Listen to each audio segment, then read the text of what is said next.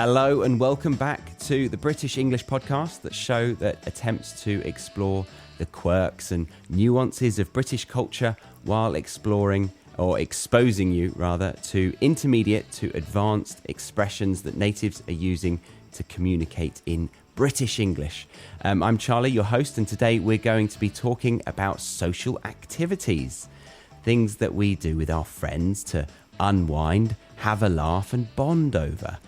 But what I want to hone in on today is what's considered a typical social activity in the UK, because it might be a little different to where you, the listener, are from. I mean, how often do you and your friends do a pub quiz? Go to a music festival to lose your hearing and memory at the same time? Or stand around a bonfire in the middle of winter to watch a Guy Fawkes effigy go up in flames? Well, I'm joined by Dan from Brit Speak to tackle this activity. So without further ado, let's say hello to him. Hello, sir. How are you doing? I'm good, Charlie. Thank you for having me. I'm doing very well. How about yourself? Lovely. I am a bit worse for wear. I've just come back from a stag do, which is a very big social activity for us Brits, aren't they? Yep. I mean, probably it's par for the course to be worse for wear after one of those things. So, yes, I understand. Yes. I mean, it's 2 days now, so this is the second day hangover. I thought I would be clear of it by now, but it's still haunting me, unfortunately.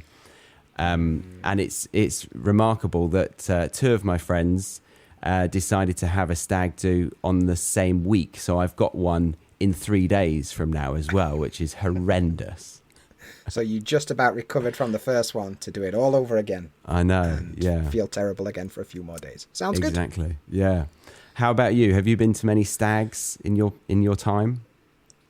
Actually, not that many, but I used to treat every weekend like a stag do at one point in my life. So, but these days I've chilled out a bit. So Nice, yeah. So these days you're in Japan? Yeah, that's right. I live in Japan. I've been here for about 8 years now. 9 years, wow. something like that. Okay. Yeah, whereabouts? So I live in a place called Shiga, which is not very well known. It's the home to Japan's biggest lake. Okay. I guess that's something. Yeah. It's a bit countryside. It's not far from Kyoto and Osaka, which people have usually heard of. So, Mm-hmm. Right. Yeah. And what led you to call this place home? Good question. So there's the real answer, and then there's the answer that I tell people when they ask me this question, and they're not the same. So usually people ask me like, Dan, why did you go to Japan? And with the straightest face as possible, I like to tell them it's because I want to become a Pokemon master and be the best like no one ever was. And you get two reactions. Either people laugh like you did, or people look at you like, are you insane? Both work. But the real answer is I was working an IT job, didn't like it, went back to school, did a CELTA and all that good stuff. Yeah. Needed an English teaching job, and Japan just happened to be the one that got back to me first. So Nice. Sure, let's go to Japan. Yeah, that was similar for me with Chile. I was sort of romanticizing the idea of being in Rio de Janeiro, and then Chile, Santiago, the job offer was there. I was like, oh, okay, yeah, that feels more secure to get on a plane with a job before getting there. Helps. Yeah. Definitely helps. So Yeah. I understand. Okay, yeah. So you did that 8 years ago, right? More than now. More Almost than 9. Right, Pushing 9 years, okay. So. So what do you miss about the UK, would you say? Oh, that's a good question. Depends on what day of the week you catch me, because it changes quite a lot. I mean, beside the obvious, friends, family kind of stuff, it's the weird stuff that you don't realize you're going to miss. Vinegar. I absolutely gutted that I can't buy vinegar in Japan. Does my head in. Especially since Sarson's is owned by a Japanese company, but you can't buy vinegar anywhere. So, wow. That's not fun.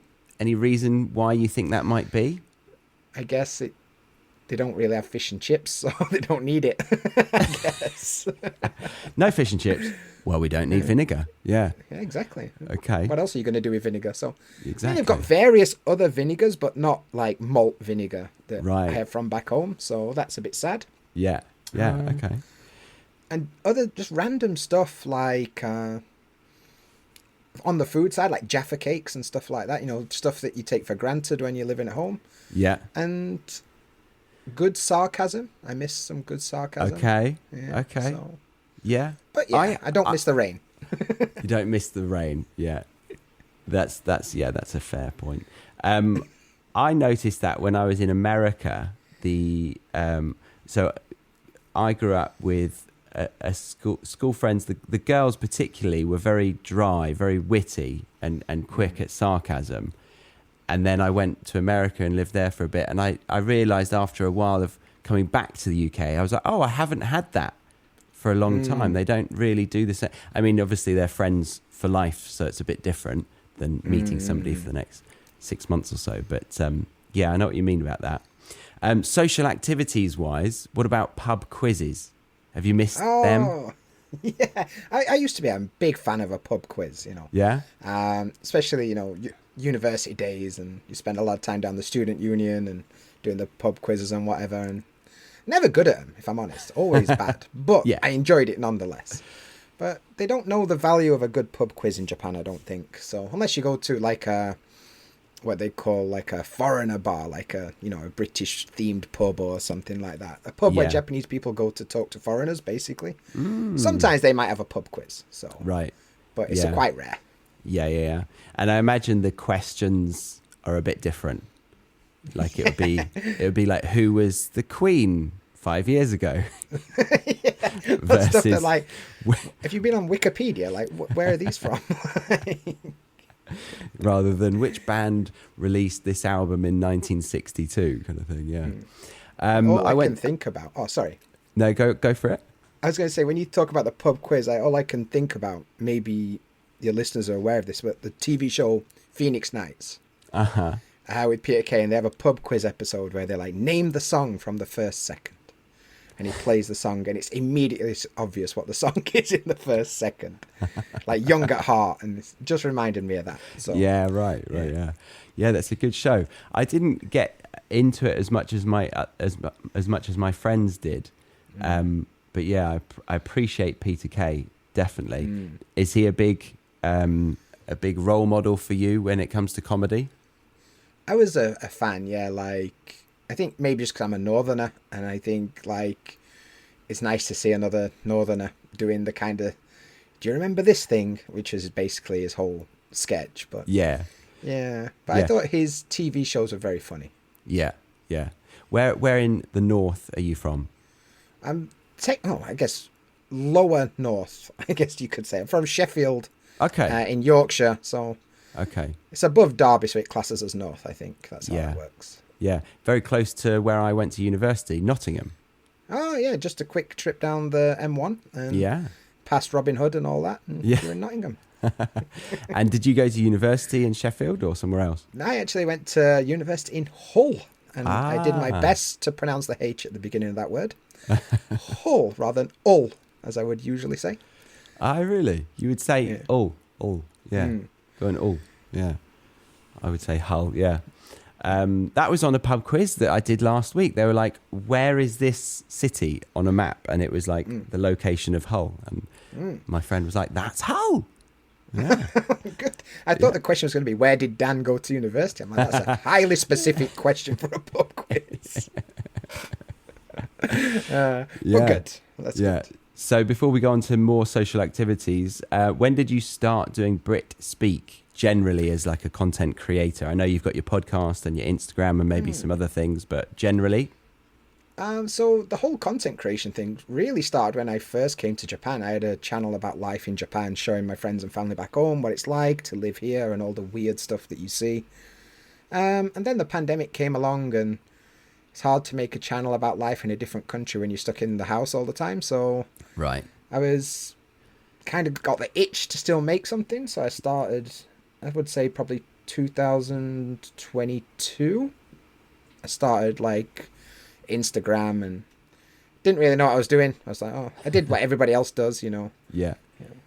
Make videos of like pointing at stuff, be like. And then I realized after a while, like what I actually am trying to do. I'm not trying to teach general English, so to speak. I'm trying to help people deal with the shock of when they move to the UK. Like most people, they've got good English, they move to the UK, and then there's that whole situation where it's nothing like they expect.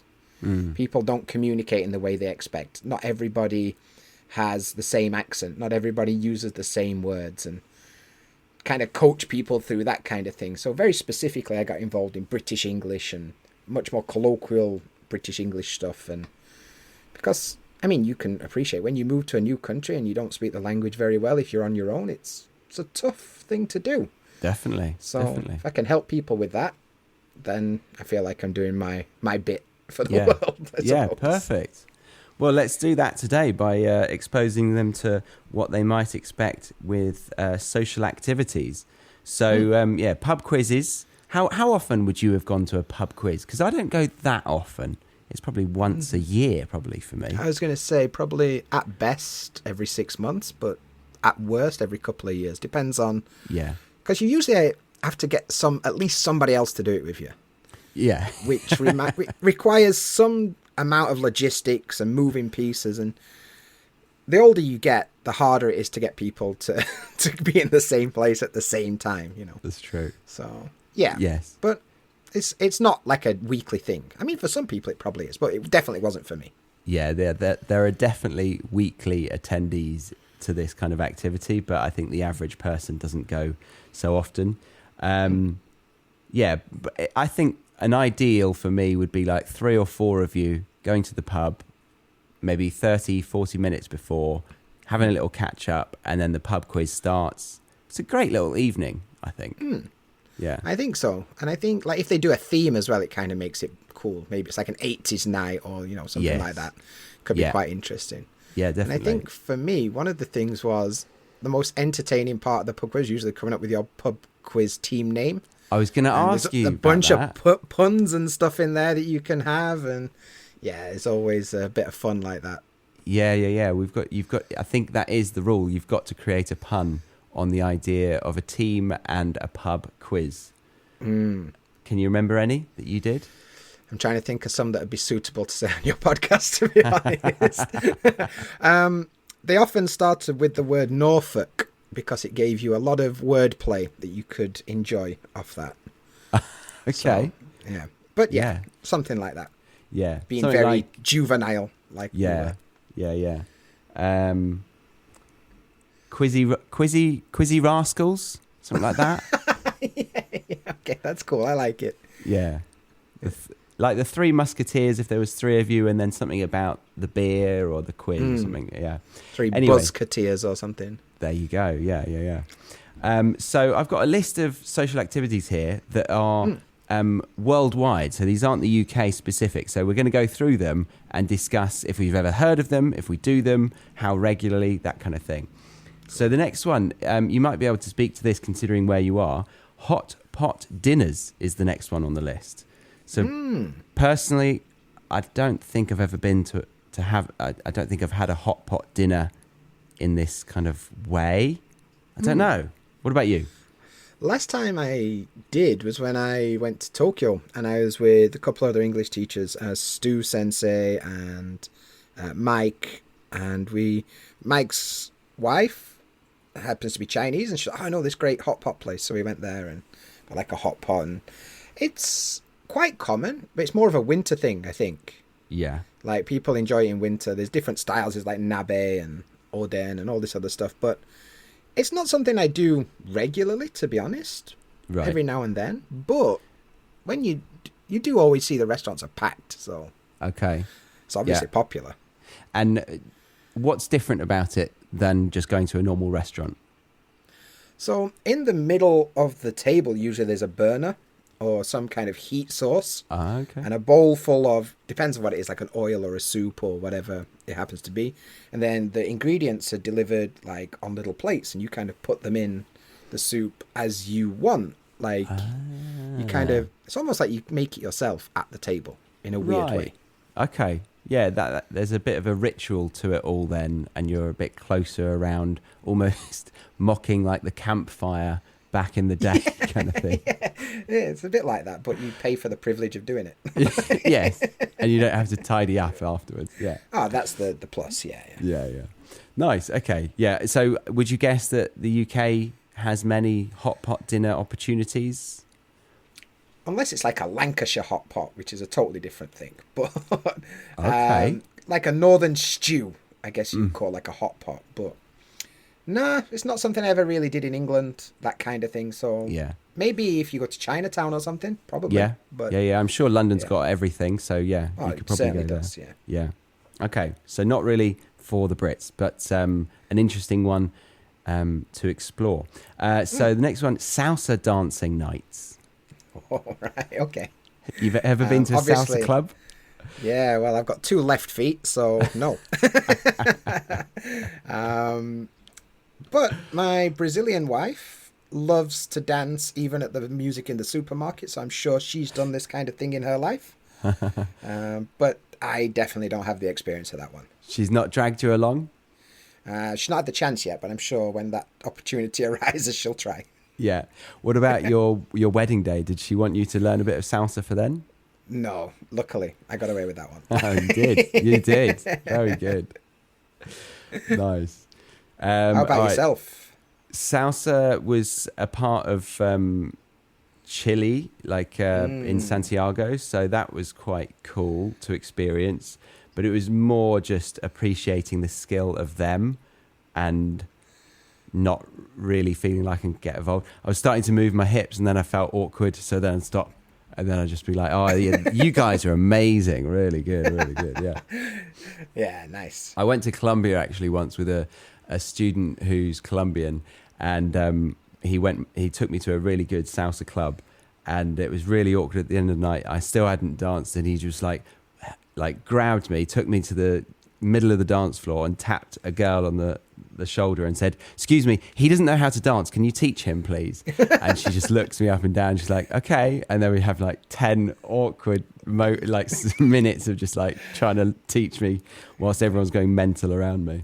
My Britishness is cringing for you on the inside there. Like, yeah, nothing like being thrown in at the deep end, is there? No, certainly not. Karaoke nights, what about them? This is very different between Japan and England. Like in England, it's usually in a pub in front of all your mates, and the key is to kind of be bad at it. Okay. It's more entertaining. Yeah. Like if you're bad at it, people enjoy it more. But if you're good, everyone's like, "Come on, grow up."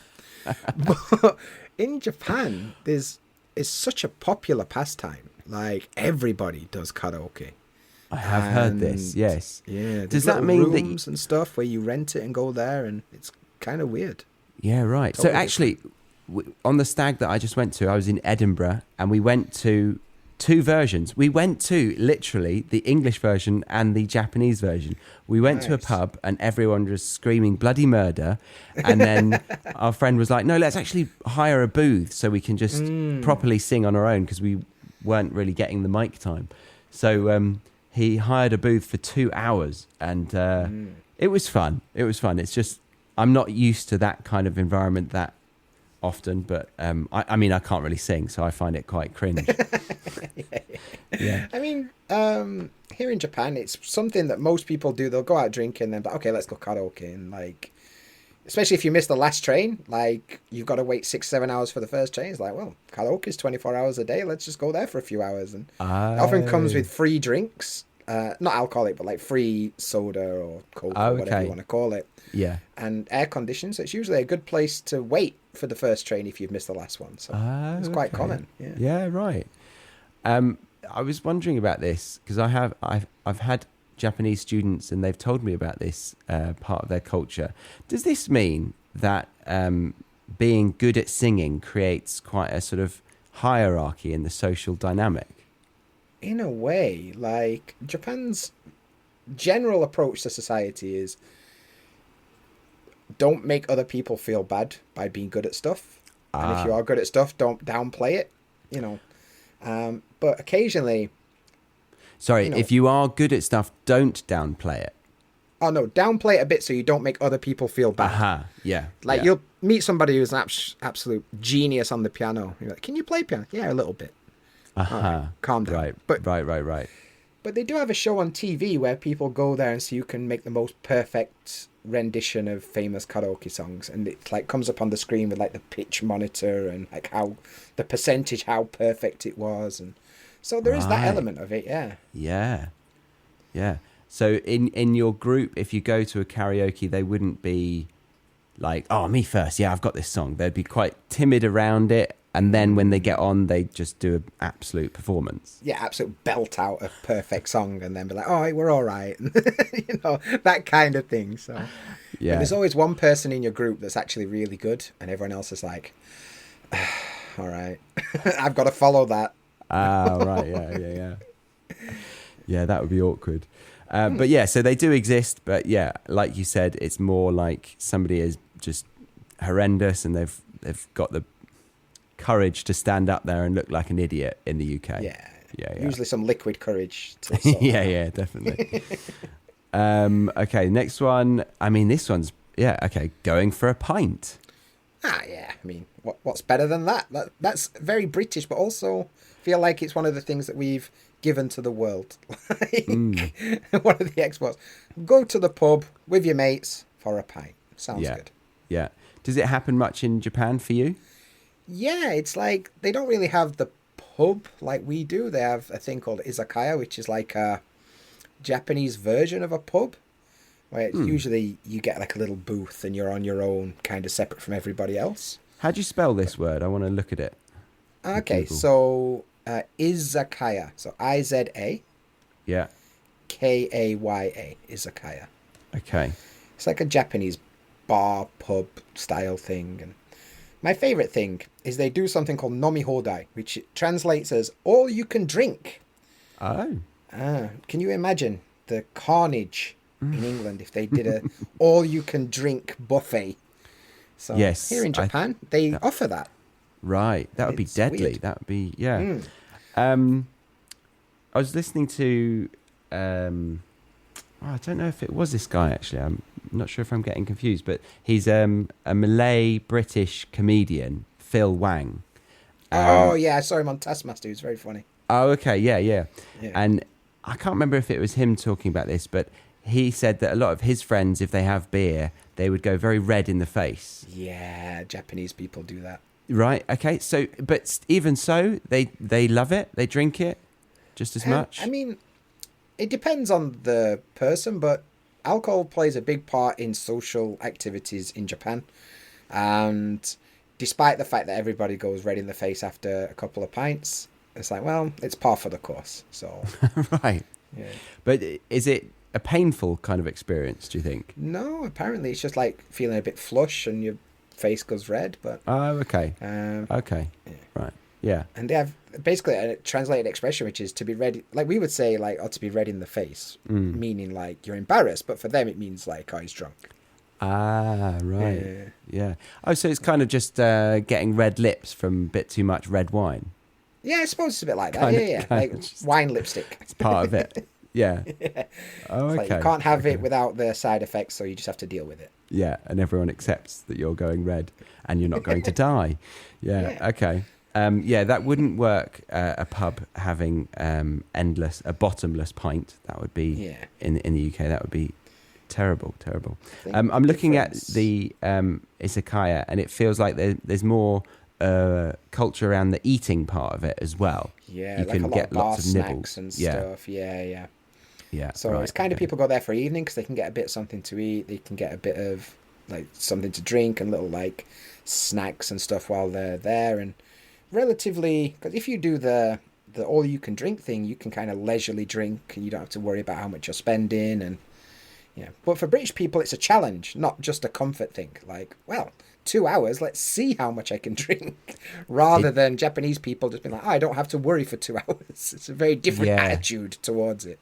Yeah, that really, really is. It's a big thing as well. A Brit seeing that as a challenge, most definitely. It's like an ego challenge, but also a stingy challenge. It's like, let's see if I want to get my money's worth. My money's worth, exactly. Yeah. All right, next one. Street food tours. Oh, okay. Street food tours. So generally in Japan, food is a massive deal. Right. So like in Osaka is like Japan's most famous food place. There's a street which is called Dotonbori, which is just street food. And everybody goes there and like makes their way down the street eating all the good food. However, I don't know how the concept of doing that in England would work. Or you just go from like one chippy to the kebab shop to like how's that going to work? Like, can't imagine there being a queue for that tour, to be honest. No, and it's a meal in itself, so you wouldn't really. You'd be quite full straight away, wouldn't you? Yeah, tap out after one. Like, yeah, I've just had a full kebab, mate. I don't want fish and chips. Yeah, so I don't know about that one in England. Yeah, no. Okay. Attending a football match. Yeah. This was a big thing growing up when I was in England. Go watch Sheffield Wednesday, for better or worse. Yeah, right. Were you a big fan? Yeah, when I was young, me and my dad would go to the stadium all the time, and then it got expensive, so I stopped going so much. Switched to ice hockey randomly. I used to go watch ice hockey a lot in England, and then even here in Japan, I go watch football sometimes. I've got a little flag here for Vissel Kobe, which is my team in Japan. So very nice. See them sometimes. Have they got a good standard? Yeah. Are they better than Sheffield Wednesday? I mean, that's not hard to do, but the standard, it's all right. It's fun to watch, and yeah, it's a nice way to spend a Saturday afternoon. So, yeah. How about yourself? Is it something that you've ever been into? Because England, it's either like it's a bit like Marmite, usually football. Yeah, I agree. Yeah, I think I loved it as a kid, and then realised I hate it as an adult. No, I don't hate it. No, it's just 90 minutes and sometimes a draw, and it's a bit like I spent my whole day focused around that 90 minutes. I had the same problem with cricket. Like 5 days, it was a draw. Like, come on. Yeah. Yeah, I've said this on the podcast before, but I was up to a point where I actually coached cricket. Was when I realised that it's boring. Like my dad forced me to go through this whole coaching career for cricket, and then I got to 18. I was like, I'm really bored of this. No, I don't like this. Yeah. So, better late than never. yes, I suppose. Yeah. But at the same time, for those who do enjoy it, I can understand why they appreciate the sport, but not for me. Yeah, same. But yeah, football, I think it's a huge part of British culture still, and yeah, most guys would be like, oh yeah, I'd be up for going to watch a football match, I'd say. I think traditionally, yeah, but I think now it's like you have to be a member, and it costs you like 500 quid a year just to be a member to be able to try and buy tickets, and that's true. It's not a sport for poor people anymore. Or maybe you've been a loyal fan for ages, you've held on to those season tickets, or your friend has done that, and then they're like, oh, I've got a spare one this weekend, do you want to come? That used to happen. Yeah. So yeah, I'd probably go, I don't know, once or twice a year, maybe a bit less nowadays, but yeah. Me too these days. Same. Yeah. We will be leaving the free version of this episode here for today. But if you did want to continue listening to this conversation, then head over to the BritishEnglishPodcast.com, where you can sign up to the Premium Podcast or the Academy. The Premium Podcast gives you the ad-free version with transcripts, a full glossary and flashcards, whereas the Academy gives you all of that plus a whole lot more, including vocab video lessons, writing assignments, weekly Zoom classes, and you can also get paired with a new speaking partner of a similar level to yours each month to really get your speaking practice in. But if you were just here for the free version of this episode, then I thank you very much. Congratulations for getting to the end of this part, and I hope to see you back here next week for another episode. I've been your host, Charlie, on the British English Podcast.